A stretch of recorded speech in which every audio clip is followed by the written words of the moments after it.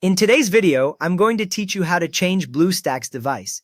So go ahead and open BlueStacks 5 on your computer. When it launches, you should see the main BlueStacks window with your installed apps in the center and a toolbar along the right side. If BlueStacks asks to update on startup, you can let it finish so the options you see match what I am describing here. Once BlueStacks is open, look to the right side toolbar and click the settings icon. It looks like a small gear and usually sits near the bottom of that vertical bar. When you click it, a settings panel or window opens, usually centered or slightly to the right, with a list of sections on the left and detailed options on the right. Now, in that settings window, go to the phone section.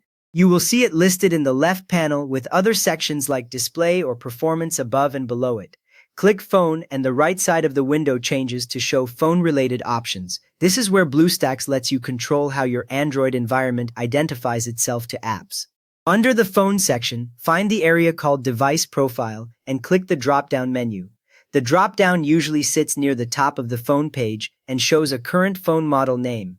When you click it, a list of different device profiles appears, often including popular brands and models that many apps recognize.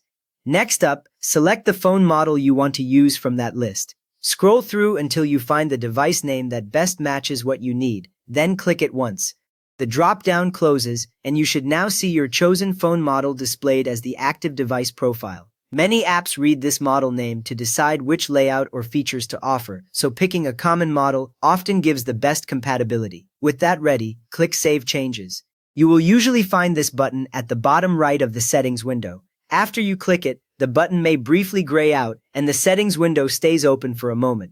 There is no extra confirmation box here, but your new device profile choice is now stored inside BlueStacks, even if you visit a different settings section next. At this point, restart BlueStacks to apply the new device profile. Close BlueStacks completely, including any background process if it stays in your system tray. Then open it again. When it starts back up, apps inside BlueStacks now see the new phone model you selected, which can change how some games and apps behave or what features they enable. You have now successfully changed the device profile that BlueStacks reports to your apps. If this helped you get an app working better, please give the video a thumbs up and maybe subscribe for more clear BlueStacks tips.